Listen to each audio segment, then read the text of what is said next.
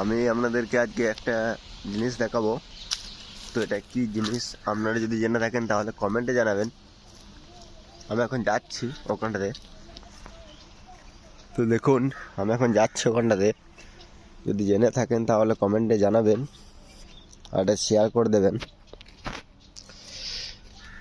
তো এটা কি কুল গাছ যদি জেনে থাকেন তাহলে কমেন্টে জানাবেন আপনারা। তো দেখুন,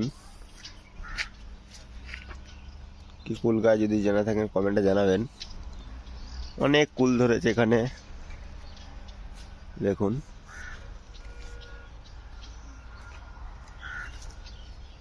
দেখুন অনেক কুল ধরেছে এখানে।